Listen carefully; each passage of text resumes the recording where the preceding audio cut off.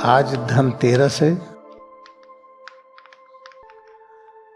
जैसा कि हम बार बार ये बताने का प्रयास करते हैं और कभी कभी स्पष्ट कर भी देते हैं, लेकिन शब्द इतने विशाल हैं कि सारे शब्दों को ये सिद्ध कर देना कि एक ही अर्थ है, बताने में कहने में समय लगता है।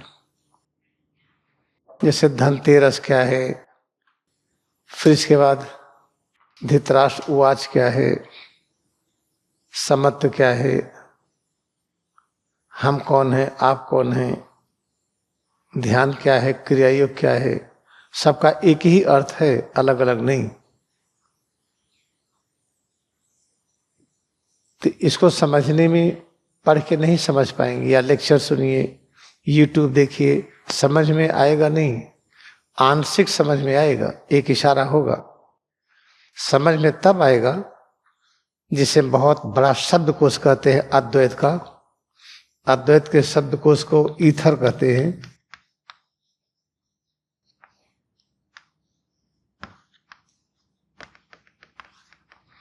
ईथर शब्द ये अधूरा है।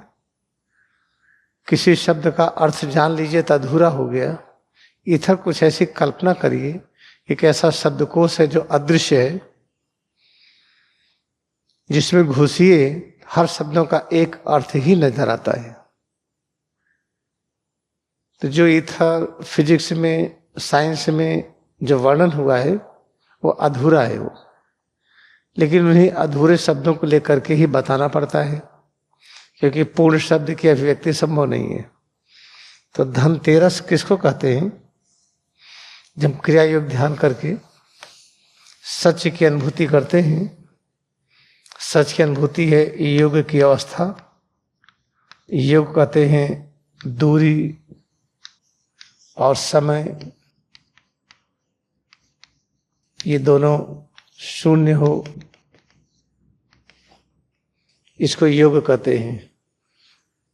हमारे आपके बीच में दूरी नहीं, वर्तमान अतीत के बीच में दूरी नहीं, वर्तमान भविष्य के बीच में दूरी नहीं, हमारे और प्रभु के बीच में दूरी नहीं, अनंत ज्ञान, अनंत शांति, परम आनंद, अमरता और हमारे बीच में दूरी नहीं।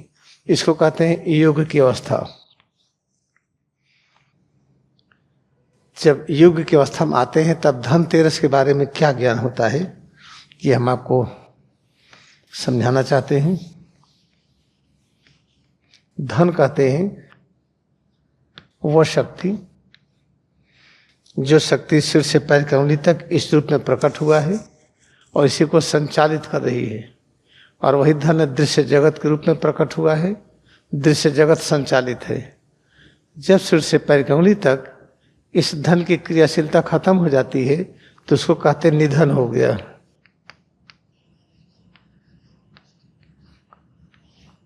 ये निधन हो गया।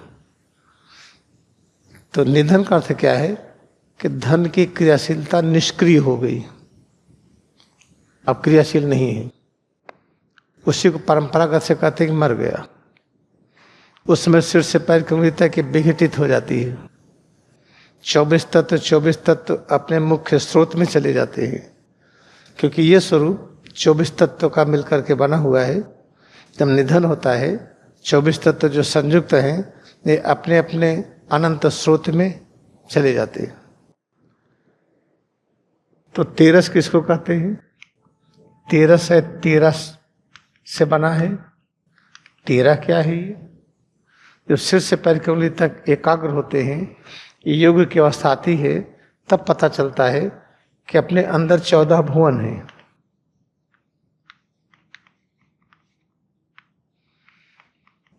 चौदह भवन में ये 7 स्वर्ग हैं और 7 पाताल।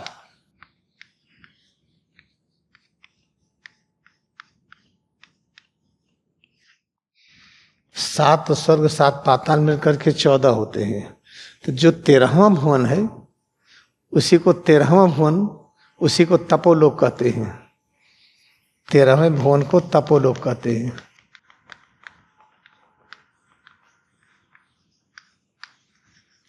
तपोलोक में जब योग की अवस्था की ओर आगे बढ़ते हैं सच की अनुभूति के लिए, तो तपोलोक आता है। तपोलोक में हमारा धैर्य अनंत हो जाता है, हमारी विनम्रता अनंत हो जाती है, हमें वास्तविक शुद्ध प्रेम की अनुभूति होती है जिसमें कोई राग द्वेष नहीं होता है। इस अवस्था को पाना बहुत जरूरी होता है। और इसके बाद सीधा आता है 14वां लोक, जिसे सत्य लोक कहते हैं। 14वें लोक को सत्य लोक कहते हैं। सत्य लोक क्या है? सत्य लोक में हमें योग की स्थिति, जिसे कहते हैं योग, दूरी की शून्यता, समय की शून्यता, सत्य लोक में योग की स्थिति की अनुभूति होती है। तो पहले परंपरा था, आदमी जब 25 साल ब्रह्मचर्य आश्रम रहता था, ब्रह्मचर्य का मतलब विवाह न करना नहीं, ब्रह्मा की तरह काम करना। तो ब्रह्मा के तरह विवाह हुआ था, सत्यवती थी। हाँ, पहले ऋषि मुनि गंधर्व विवाह करते थे।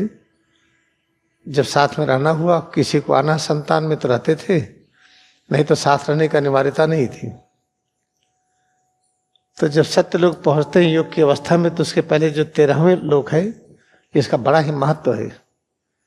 तीसरे जो पहले के लोग ऋषि मुनि जो आत्मज्ञानी हैं, जब सत्य लोक में जाना होता था तो 13वीं मनाते थे। 13वीं में एक भोज होता था जिसको लास्ट सपर कहा गया है। लास्ट सपर का मतलब अब पृथ्वी पर अंतिम भोज।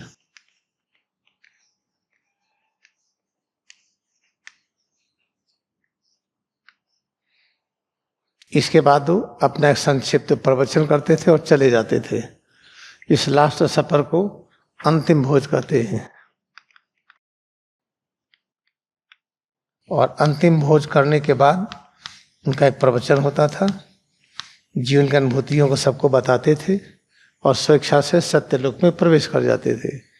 जैसे परमहंस योगानंद 7 मार्च 1952 को 9:30 बजे रात्रि को 50 देश के दूतावास के सभी अधिकारी थे, लेफ्टिनेंट गवर्नर थे कैलिफोर्निया के, भारतीय राजदूत विनय रंजन सेन थे, कॉन्सुलेट जनरल थे और अनेक लोग थे।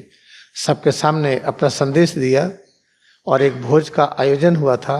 फिर आराम से सत्यलोक चले गए, इस शरीर को महासमाधि में प्रवेश करा दिया और सिद्ध कर दिया। देखिए, पावन पवित्र है, 20 दिन तक पड़ी रही, उसमें कोई मरने का चिन्ह ही नहीं दिखा। न तो चमड़े में शुष्कता आई, न कोई बदबू आई, न कोई ड्राइनेस आया, कोई क्रीम नहीं लगाई गई थी। तो जो लास्ट सफर अंतिम भोज का जो सबसे बड़ा एग्जाम्पल इस समय है, जिसको सबने देखा है, वो 7 मार्च 1952, 7 मार्च 1952 9:30 बजे रात लॉस एंजलिस के बिल्टमोर होटल में 9:30 बजे परमहंस योगानंद अपना संदेश देने के लिए खड़े होते हैं। संदेश में सिर्फ यही कहा, पहली बात, कि गांधी जी की तरह सभी लोगों को काम करना चाहिए, सभी राष्ट्र को जोड़ने के लिए। फिर कहा कि शाकाहारी होना चाहिए। फिर कहा कि राष्ट्र के सभी राष्ट्र जो धनी हैं, पैसों को इकट्ठा करके एक फंड बनाएं, जो गरीब हैं राष्ट्र उनकी मदद करे। ये कहा कि हमारे जो हवाई जहाज है, एटम बम को लेकर के जाके बॉम्बिंग नहीं करेगा। अब बम नहीं बनाए जाएंगे, कोई बॉम्बिंग नहीं करेगा, हम लोग लड़ाई झगड़ा से कोई समस्याओं को नहीं दूर करेंगे। ये कहने के बाद फिर अंत में कहते हैं कि मैं बहुत धन्य हुआ जिस भारत देश में मैं ईश्वर की अनुभूति किया, जहाँ मैं जन्म लिया। हे भारत, हम वहीं आ रहे हैं। ये कह करके एकदम शरीर को दाहिने झुके और बैठ गए। तो लास्ट सफर का ये मतलब हुआ। तो 13वीं का ये मतलब हुआ। धनतेरस का मतलब है कि 13वें भुवन में, इसको छठा स्वर्ग कहते हैं। 7वां स्वर्ग है सत्यलोक कहते हैं। छठे स्वर्ग को 13वां भुवन कहते हैं, 13वां लोक कहते हैं। इसकी जो शक्ति अनंत धैर्य है, अनंत विनम्रता है, इसको कहते हैं धनतेरस। लेकिन जब ये ज्ञान कम हो गया तो रिचुअल करते करते धनतेरस की परंपरा ही बदल गई। वो रही नहीं। धनतेरस की वास्तविक परंपरा हम आपको समझा रहे हैं, भविष्य में यही सभी लोग जानेंगे। ये है। इसके बाद क्या होता है? धनतेरस की दीपावली होती है। दीपावली क्या है? 7 दिए जलाए जाते हैं। जब हमारे अंदर युग की अवस्था होती है, जो सिर और रीढ़ है, इसमें 7 ज्ञान के दीपक जल जाते हैं। 1 2 3 4 5 6 7। जब 7 ज्ञान के दीपक जल जाते हैं, हम किस तरह से होते हैं? एक ही समय में निराकार परब्रह्म के रूप में और उसी समय हम साकार रूप में भी होते हैं। साकार निराकार एक ही समय में दोनों स्वरूप में होते हैं हम। तो इसलिए धनतेरस के ठीक बाद दीपावली का पर्व मनाते हैं।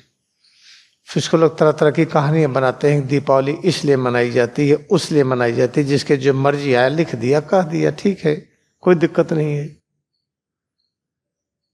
इस तरह से धनतेरस के बारे में आप समझिए।